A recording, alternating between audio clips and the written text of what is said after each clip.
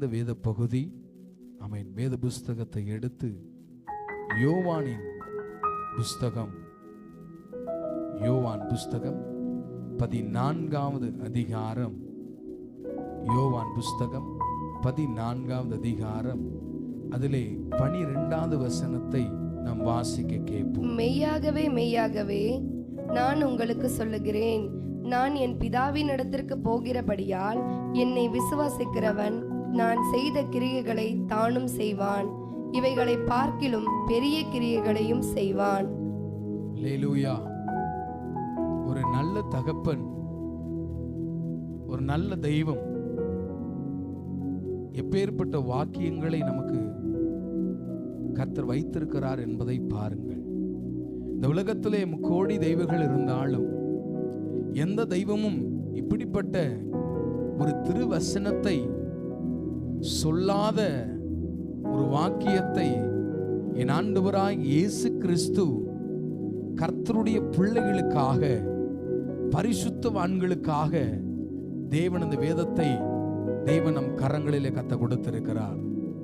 ஆகையினாலே இந்த வேதத்தில் இந்த வாக்கியத்தின் ஆரம்பத்திலே சொல்லப்பட்டிருக்கிறது, மெய்யாகவே மெய்யாகவே. அப்ப இதுல பொய் இல்லை, இதிலே மறைபொருள் இல்லை, இதிலே ரகசியம் இல்லை, இதிலே மற்றவர்களை பழிவாங்குகிற வார்த்தை இல்லை, இதிலே மற்றவர்களை தள்ளிவிடுகிற வாக்கியமும் இல்லை, இதிலே மற்றவர்களை பழித்திக்கும்படியாக, குறை சொல்லும்படியாக வசனமும் இந்த இடத்திலே சொல்லப்படவில்லை. இந்த வசனம் எதை சொல்லுகிறது என்றால் மெய்யான காரியத்தை சொல்லுகிறது, உண்மையான வசனத்தை சொல்லுகிறது. இந்த கிறிஸ்துவின் வாழ்க்கை ஏதோ கட்டுக்கதை அல்ல. இந்த இயேசு கிறிஸ்துவுடைய வேத புஸ்தகங்கள், எழுதப்பட்ட வாக்கியங்கள் ஒன்றும் கற்பனையிலே உண்டான வசனங்கள் அல்ல. இந்த வசனங்கள் எல்லாமே மெய்யான வசனம், உண்மையான வசனம். உன்னுடைய ஆசீர்வாதங்களையும் உன்னுடைய சந்தோஷங்களை பறித்துக் கொள்ளுகிற வசனம் அல்ல, உன்னுடைய வளர்ச்சிகளை தடுக்கிற வசனம் அல்ல, உன்னுடைய குடும்பத்தின் சந்தோஷத்தை பிரிக்கிற வசனம் அல்ல. இந்த வசனம் மெய்யான வசனம்.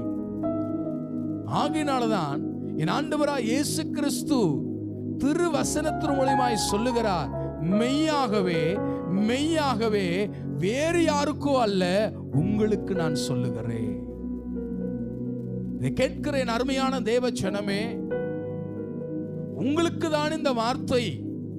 பிரசங்கிக்கிற எனக்கும் கேட்கிற உங்களுக்கும் தேவன் சொல்லுகிற டைரக்டான, ஒளிவரமற்றதான ஒரு வசனம் உங்களுக்கு. அல்லேலூயா. இடையில எந்த மீடியேட்டரும் இல்லை, இடையில எந்த தடுப்பு சுவரும் இல்லை. என் ஆண்டவராய் இயேசு கிறிஸ்துவுக்கும் கர்த்தருடைய பிள்ளைகளுக்கும் ஒரு டைரக்டாக என் தேவன் சொல்லுகிற வாக்கியம், மெய்யாக நான் உனக்கு சொல்லுகிறேன், அல்லேலூயா, உண்மையாக நான் உனக்கு சொல்லுகிறேன்.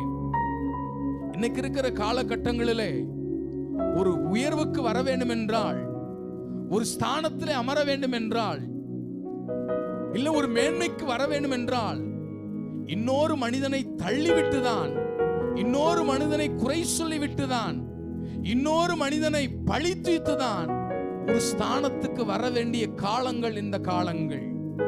ஆனால் என் ஆண்டவராகிய இயேசு கிறிஸ்து சொல்லுகிறார், நான் உங்களுக்கு சொல்லுகிறேன், என்னை காட்டிலும் பெரிய காரியங்களை நீங்கள் செய்வீர்கள். யார் சொல்ல முடியும்?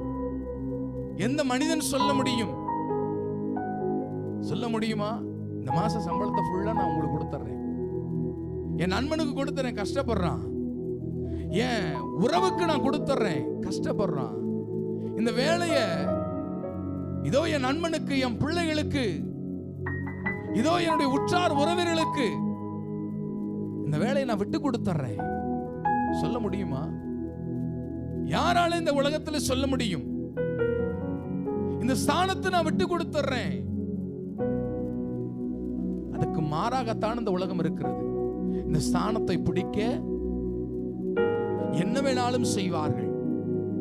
இந்த அதிகாரத்துவத்தில் உட்கார எதை வேண்டாலும் இழந்து போவார்கள்.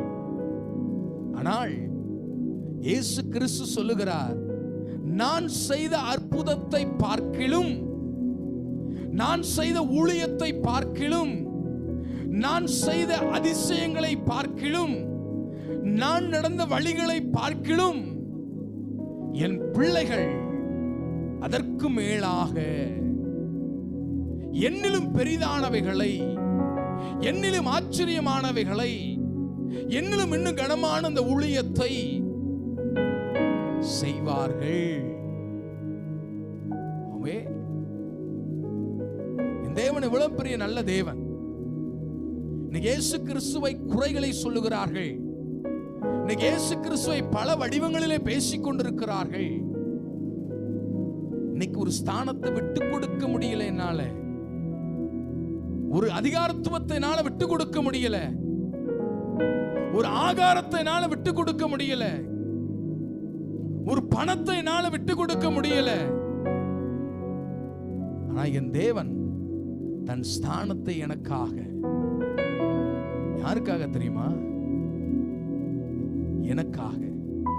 நான் அவ்வளவு பெரிய உத்தமமானா இல்ல, நான் அவ்வளவு பெரிய நீதிமானா இல்ல. என்னை நானே ஆராய்ந்து பார்க்கிறேன். என் இருதயம் எப்படி இருக்கு? என் இருதயம் எதனால நிரம்பி இருக்கு? இப்ப நான் உன்கிட்ட பேசுறேன், நல்ல எண்ணத்தோடு நான் உன்கிட்ட பேசுறேனா அப்படின்னு எனக்கு தான் தெரியும்.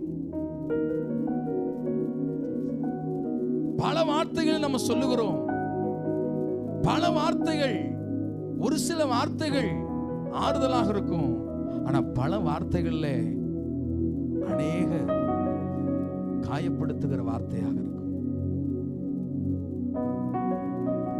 இன்னைக்கு என் நிலைமை எப்படி? நான் எதை சார்ந்து இருக்கிறேன்? வேதம் சொல்லுகிறது, ஒருவன் என் பின்னே வருவான் என்றால் முதலாவது தன்னைத்தானே, என்னை நானே ஃபர்ஸ்ட் என்ன செய்யணும்? கேட்கல.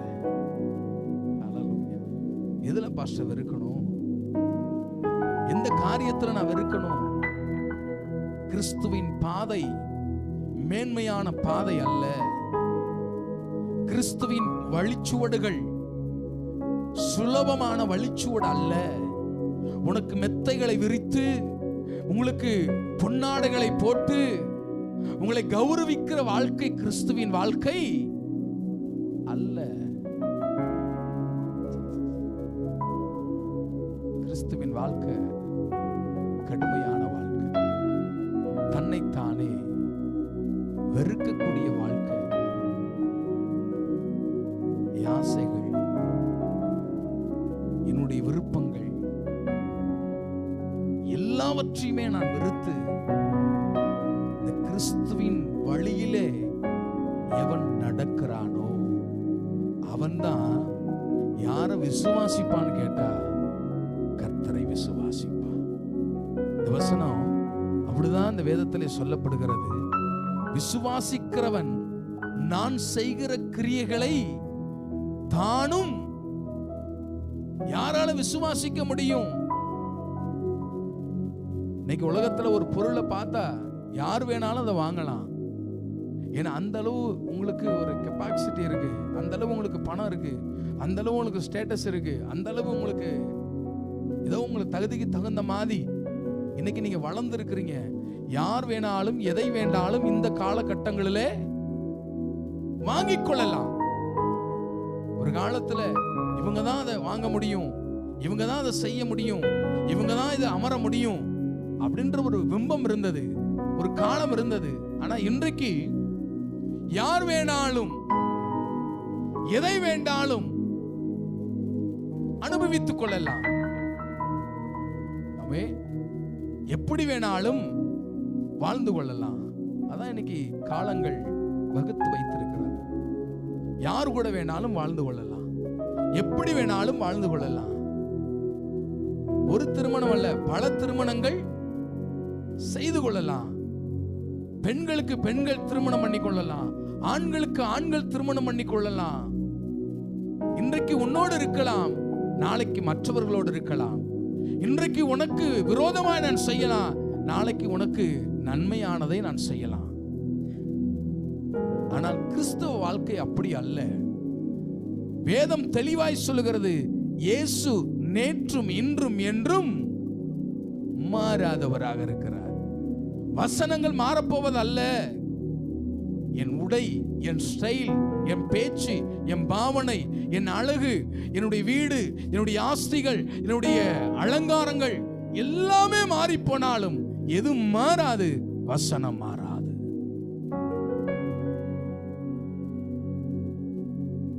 நீ புழுதிலே இருந்தாலும் இதே வசனம் தான். நீ கேதுருவின் மரத்திலே அமர்ந்தாலும் இதே வசனம் தான். நீ பாவ சேற்றிலே இருந்தாலும் அதே வசனம் தான்.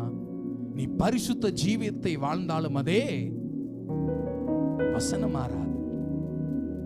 இந்த வசனம் சொல்லுகிறது, எவன் தன்னை பின்பற்றுகிறானோ, கிறிஸ்துவின் அடிச்சுவடுகளை எந்த மனிதன் பின்பற்றுகிறானோ அவன் இயேசு கிறிஸ்துவை என்ன செய்வானா? விசுவாசிப்பான். எல்லாராலும் இந்த விசுவாச பாதையில எளிதாக என்ன செய்ய முடியாது? கடந்து என்ன செய்ய முடியாது? வரவே முடியாது. யாரால விசுவாசிக்க முடியும்னு கேட்டா, கர்த்தருடைய அடிச்சுவட்டு பின்பாக கடந்து வருகிறவர்கள், தன்னைத்தானே வெறுத்து தன் சிலுவையை சுமந்து கொண்டு வருகிறவர்கள். யாரை? உலகத்தை அல்ல, கணவனை அல்ல, பிள்ளைகளை அல்ல, பதவிகளை அல்ல, பணத்தை அல்ல, உலகத்தை அல்ல, கிறிஸ்து இயேசுவையே என்ன செய்வார்கள்? விசுவாசிப்பார்கள். அந்த விசுவாசிகள் தான் கர்த்தர் செய்த கிரியைகளை பார்க்கிலும் என்ன செய்வாங்க? ஹல்லேலூயா. இன்னும் அதிகமாய், இன்னும் அதிகமாய் செய்ய கர்த்தர் அவளுக்கு கிருபை செய்கிறவராக இருக்கிறார். என் தகப்பன் எப்படிப்பட்ட தகப்பன்! உங்க பிள்ளைகளுக்கு நல்ல ஈவை நீங்கள் கொடுக்கும் போது, அவே என் பரமபிதா அவருடைய வழியில நடந்து அவரை விசுவாசிக்கும் பொழுது, தான் செய்த கிரியைகளை பார்க்கிலும் இன்னும் அதிகமாய் அவன் அற்புதங்களையும் அதிசயங்களையும் செய்ய கர்த்தர் அவனை எத்தனை பேர் சொல்ல முடியும்? நடத்துவான்னு சொல்றவங்க மாத்திரம் ஒரு அல்லேலூயா சொல்லலாமா? அல்லேலூயா. எல்லாராலும் செய்ய முடியாது, என்னாலும் செய்ய முடியாது. ஆனா விசுவாசித்தால் தேவ மகிமையை காண்பாய். இன்னைக்கு விசுவாசத்தை கர்த்தர் தூண்டுகிறார். அதை வாங்குவதற்கு விசுவாசிக்கிறாய், இதை முடித்து தர விசுவாசிக்கிறாய். ஆனா என்னைக்காவது கர்த்தர் போன வழியிலே நான் இன்னும் அதிகமாய் நடக்க வேண்டும் என்று விசுவாசித்திருக்கிறாயா? இன்னைக்கு அநேக பேர் கஷ்ட காலங்களிலே, வேதனையிலே, ஒரு நெருக்கடியிலே சொல்லுவோம், நான் உபவாசித்து ஜெபம் பண்றேன் பாஸ்டர், நான் இத்தனை நாட்கள் சபையிலே அமர்ந்து நான் ஜெபிக்கிறேன். ஏமா? மன கஷ்டமா இருக்கு, மன வேதனையா இருக்கு, கிடைக்க வேண்டியது கிடைக்கல, நடக்க வேண்டியது நடக்கல, அதனால நான் என்ன செய்யறேன்? சில நாட்கள் என்ன செய்யறேன்? உபவாசிக்கிறேன் அப்படின்னு உபவாசிப்பாங்க. நல்லது. அந்த உபவாசம் முடிந்ததுக்கு அப்புறம் கர்த்தர் அவளுக்கு ஒரு நன்மையை கர்த்தர் செய்கிறார். என்னைக்காவது ஆண்டவர் செய்த நன்மைக்காக எத்தனை பேர் உபவாசித்து ஆண்டவருக்கு நன்றி சொல்லி இருக்கிறீங்க? ஹல்லேலூயா. இக்கட்டு வரும்போது மாத்திரம் கர்த்தரை பிடித்து ஆராதிப்பது அல்ல, நீங்க சந்தோஷமாய் இருக்கும் பொழுது அந்த சந்தோஷத்துக்கு நன்றி சொல்லும்படியாக உங்க விசுவாச பாதையை இக்காலத்தில் கர்த்தர் மாற்ற விரும்புகிறார். ஹல்லேலூயா. கிடைத்ததுக்கு அப்புறம் கர்த்தர் நம்ம மறந்துடுறோம். சமாதானம் வந்ததுக்கு அப்புறம் இயேசு கிறிஸ்துவை மறந்து விடுகிறோம். சந்தோஷம் வந்ததுக்கு அப்புறம் அந்த சந்தோஷத்தை ஏற்படுத்தின தேவனை என்ன செஞ்சிடறோம்? அதல்ல கிறிஸ்துவ வாழ்க்கை. அல்லேலூயா. என் ஆண்டவர் எல்லா இடங்களிலும் பிதாவாகிய தேவனை மகிமைப்படுத்தி கொண்டே இருந்தார். இன்னைக்கு தான் செய்த காரியத்தை காட்டிலும் மிகப்பெரிய காரியத்தை செய்வாய் என்று கர்த்தர் இன்றைக்கு உங்கள் மேலே அதிக நிச்சயம் வைத்திருக்கிறார். அந்த நிச்சயத்தை காப்பாற்றும் வண்ணமாக இன்றைக்கு கர்த்தர் பேசி கொண்டிருக்கிறார். நீங்க எத்தனை பேர் சொல்ல முடியும், இந்த வார்த்தைக்கு என்னை ஒப்பு கொடுக்கிறேன்னு சொல்றவங்க மாத்திரம் ஒரு அழிலே சொல்லலாமா? எப்ப இதை நான் செய்ய முடியும்?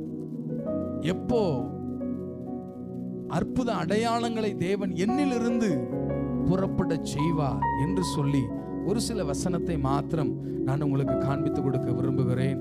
வேதத்தை திறந்து யாத்ராகமத்தின் புஸ்தகம் 15வது அதிகாரம், யாத்ராகமத்தின் புஸ்தகம் 15வது அதிகாரம் 22வது வசனத்தை வாசிக்க கேட்போம். பின்பு மோசே இஸ்ரவேல் ஜனங்களை சிவந்த சமுத்திரத்திலிருந்து பிரயாணப்படுத்தினான்.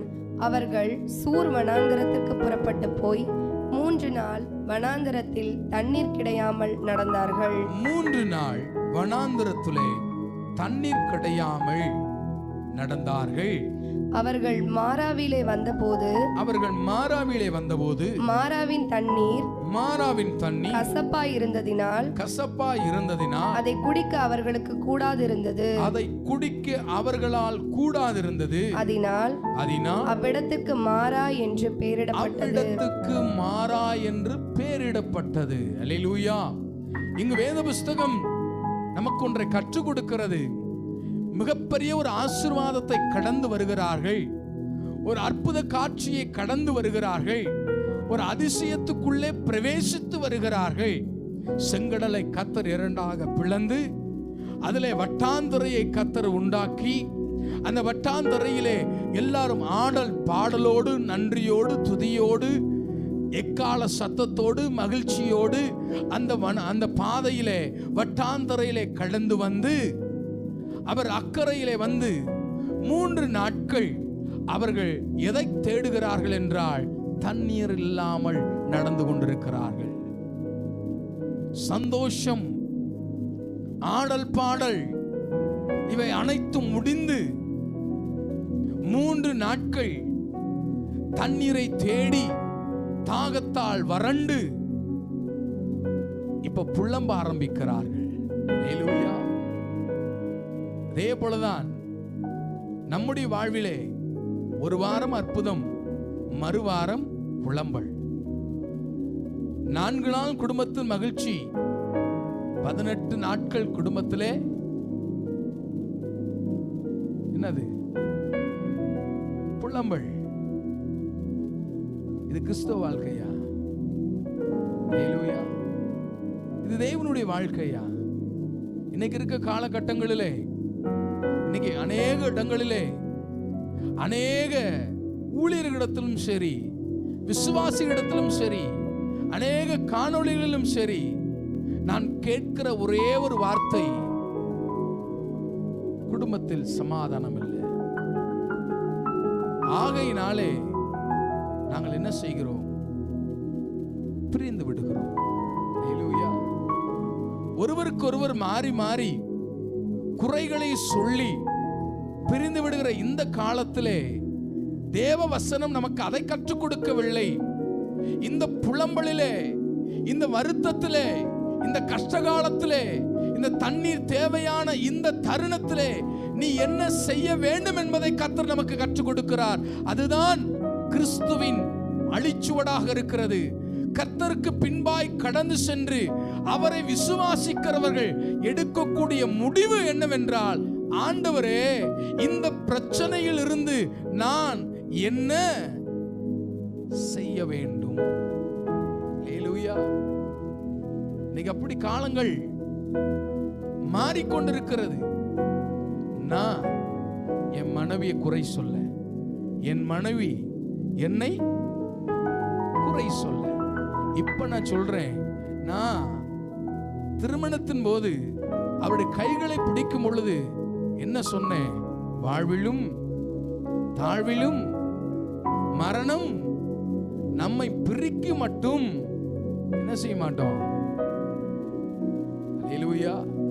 நான் உன்னை நேசிப்பேன், நான் உன்னை ஆதரிப்பேன் என்றெல்லாம் தேவ சமூகத்துக்கு முன்பாக, கர்த்தருக்கு முன்பாக ஒரு உடன்படிக்கை பண்ணி தன் வாழ்க்கையை ஆரம்பித்த அநேகருடைய வாழ்க்கையில இன்று சொல்லுகிறார்கள், நீ எனக்கு உகந்தவள் அல்ல. ஆமென். நீ எனக்கு சரியான பார்ட்னர் இல்ல. தெரியாம முடிச்சிட்டேன், தெரியாம செஞ்சிட்டேன். நான் செய்த மிகப்பெரிய ஒரு தவறு என்னன்னு கேட்டா, என் மனைவியை நான் கைப்பிடித்ததுதான். இன்னைக்கு தைரியமாய் சொல்லுகிறார்கள், ஐயா கிறிஸ்துவின் வாழ்க்கை அதல்ல. ஒரு தண்ணீர் இல்லாத இடத்திலே வந்த பொழுது நீ புலம்பக்கூடிய வாழ்க்கை கிறிஸ்து வாழ்க்கை அல்ல. ஒரு பிரச்சனை வரும் பொழுது உன் வாய் எதை அறிக்கை பண்ணுகிறது? இவளா? இவளை என்னைக்கு நான் பிடிச்சேன்னு அன்னைக்குதான் எனக்கு என்ன பிடிச்சது? இன்னைக்கு சனியை பிடிச்சது. அல்லேலூயா. ஆனா திருமணத்தின் போது சொல்லக்கூடிய காரியம் இன்னைக்கு 1 வருடமோ 2 வருடமோ அதுக்குள்ள கசப்பெடுக்க ஆரம்பிக்கிறது.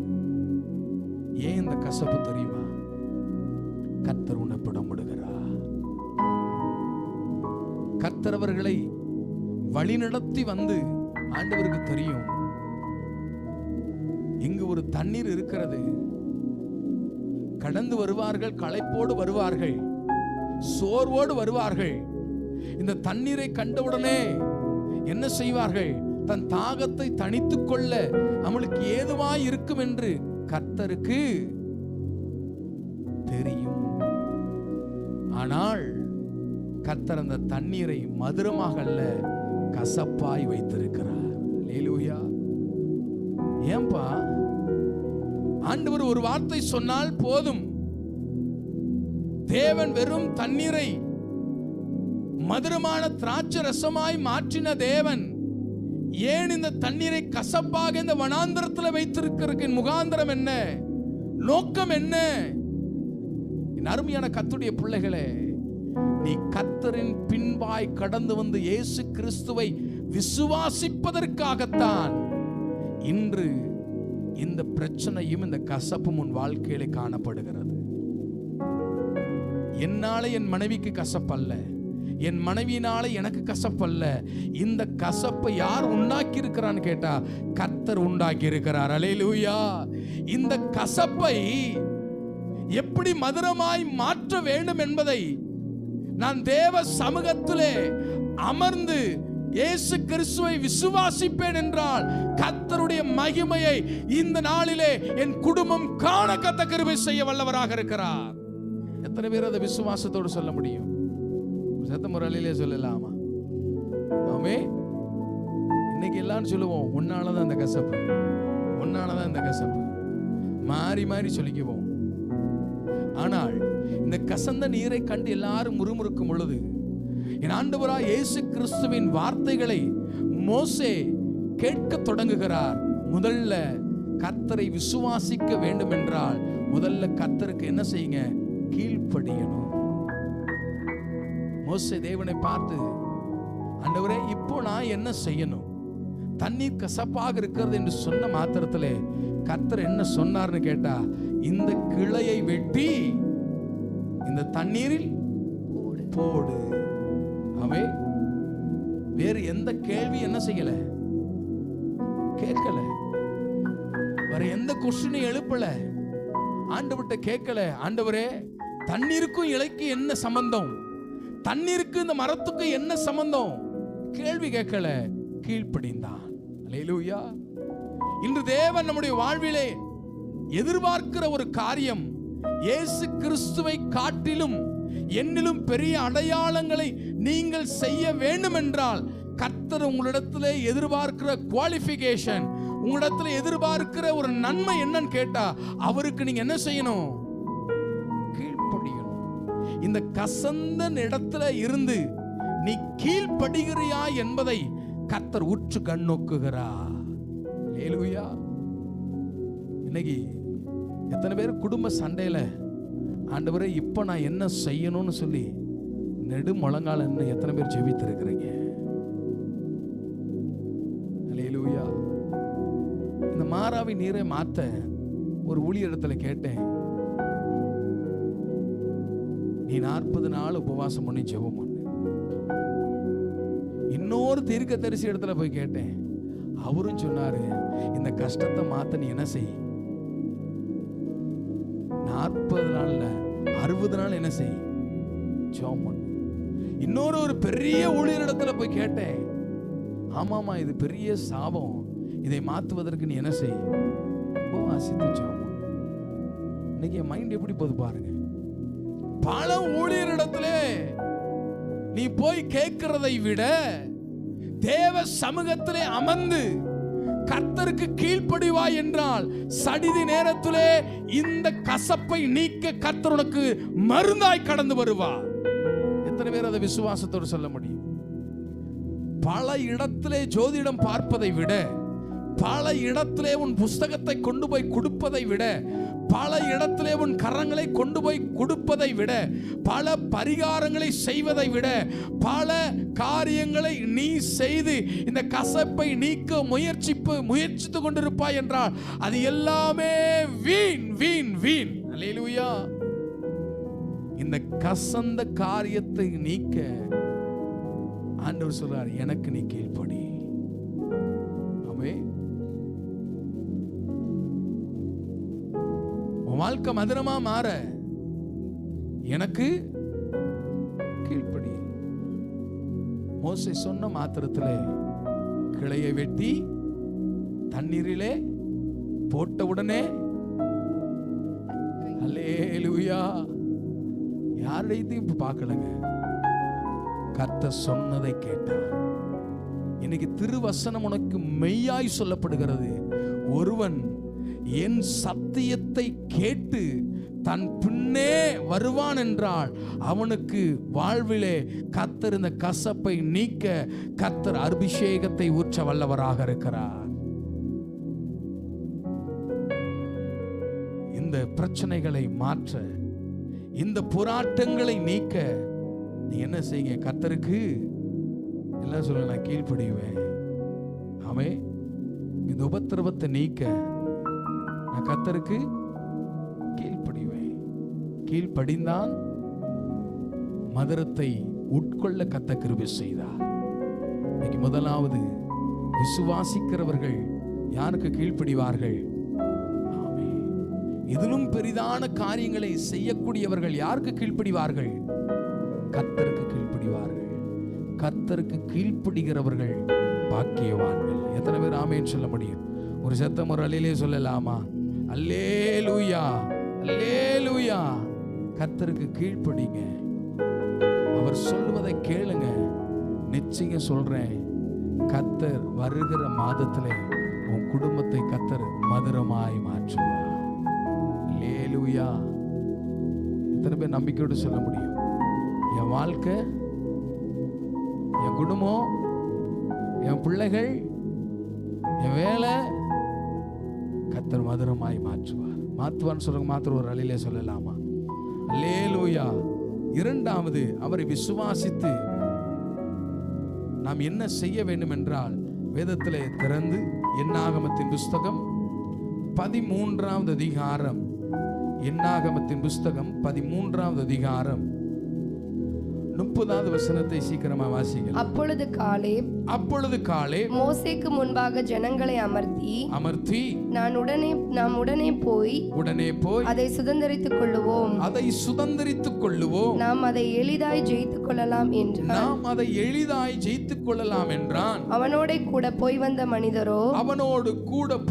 மனிதரோ நாம் போய் அந்த ஜனங்களோட எதிர்க்க நம்மாலே கூடாது, அவர்கள் நம்மை பார்க்கிலும் பலவான்கள் என்றார்கள். அல்லேலூயா. என்னாம புஸ்தகத்திலே 13வது அதிகாரம் 30-31வது வசனம் வேதத்திலே சொல்லப்படுகிறது. காலேப் இந்த பெரிய இந்த மலை நாட்டை பிடிப்பதற்காக அந்த இடத்துல இருக்கும் பொழுது இள வயது ஆட்கள் எல்லாம் சொல்றாங்க, இந்த இடத்தை, இந்த பட்டணத்தை, இந்த மலை தேசத்தை நம்மளால என்ன செய்ய முடியாது, பிடிக்க முடியாது. அல்லேலூயா. ஆனா இப்போ காலேபுடைய வயது கிட்டத்தட்ட 85 வயதாகிறது. அந்த 80 வயதான காலேப், ஒரு கிழவன் சொல்லுகிறார், இந்த நாட்டை நம்மளால எப்படி பிடிக்க முடியுமா, எளிதாய் பிடிக்க முடியும். ஆனா வாலிபர்கள், அந்த ஜனங்கள் எல்லாரும் சொல்றாங்க, இதை எளிதா நம்மளால என்ன செய்ய முடியாது, பிடிக்க முடியாது. ஏன்னா நம்மை காட்டிலும் பலவான்கள் இருக்கிறார்கள், நம்மை காட்டிலும் திறமை உள்ளவர்கள் இருக்கிறார்கள், நம்மை காட்டிலும் அதிக பேர் இருக்கிறார்கள். ஆகையினாலே இவைகளை நம்மளால பிடிக்க முடியாது. ஆனால் என் அருமையான கர்த்தருடைய பிள்ளைகளே, இந்த காலேப் சொல்லுகிறார், நிச்சயம் இதை எப்படி பிடிக்க முடியும், எளிதாக பிடிக்க முடியும். இன்னைக்கு நம்முடைய குடும்பத்துல, இன்னைக்கு நம்முடைய வாழ்க்கையில இன்னைக்கு பல காரியங்கள் நம்மளால முடியாதென்று நாம் உதறி தள்ளிவிட்டு வந்த அநேக காரியங்கள் உண்டு. ஏன் தெரியுமா, நாம் இன்னும் கர்த்தரை என்ன செய்யல, விசுவாசிக்கல. ஹல்லேலூயா. விசுவாசத்தினாலே நீதிமான் பிழைப்பான். என்னால முடியாது, என்னால நடக்காது, என்னால செய்யவே இயலாது, என்னால முழங்கால் போட முடியாது, என்னால பாடல் பாட முடியாது, என்னால சமாதானமா குடும்பத்தை நடத்த முடியாது, என்னால கோபமா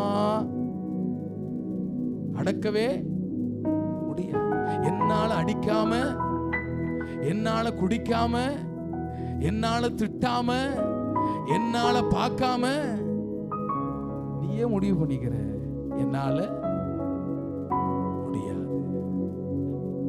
என் பிள்ளைய வளர்க்க என்னால, என் வீட்டை கட்ட என்னால.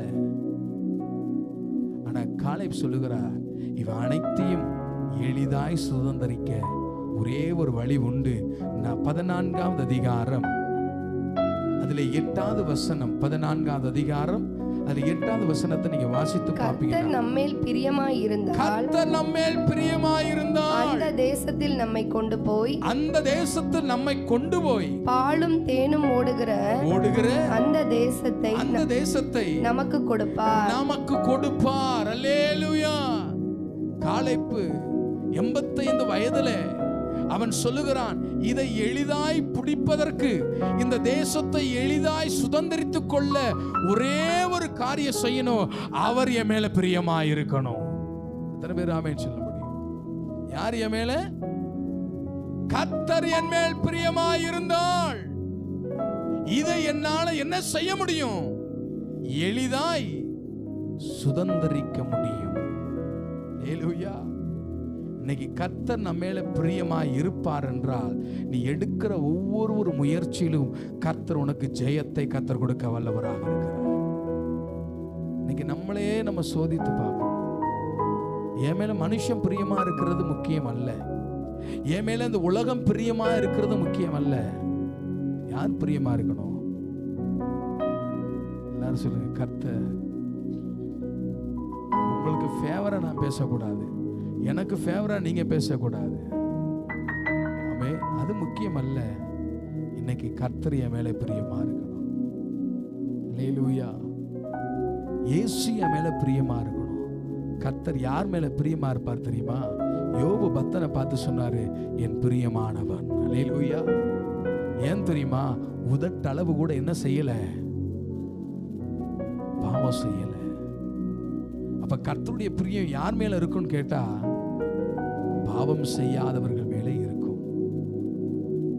ஆபிரகாமை பார்த்து சொன்னார், என் பிரியமானவன் என்று சொன்னார். ஏன்?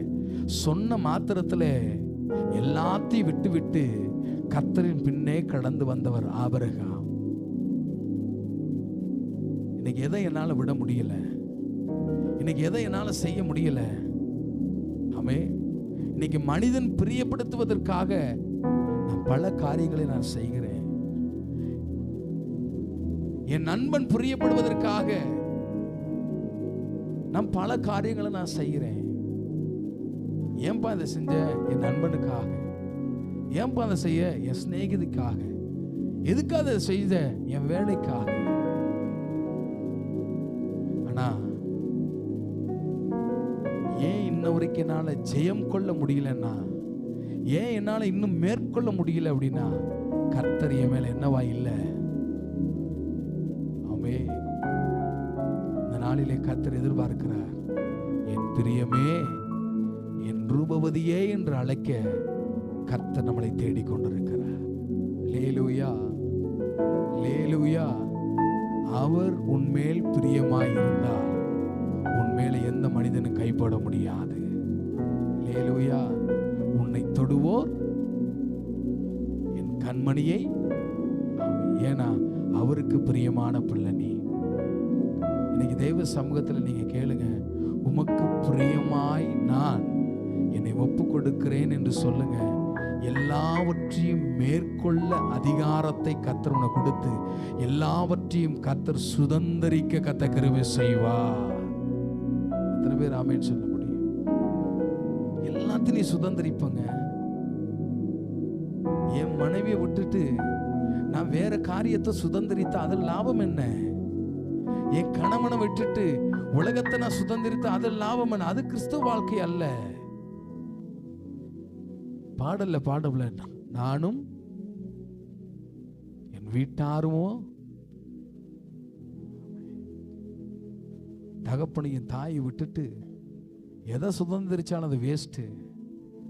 தாய்க்கும் தகப்பனுக்கும் சோறு போடாம எதை நீ சுதந்திரித்தாலும் உன்னால என்ன செய்ய முடியாது? வெற்றி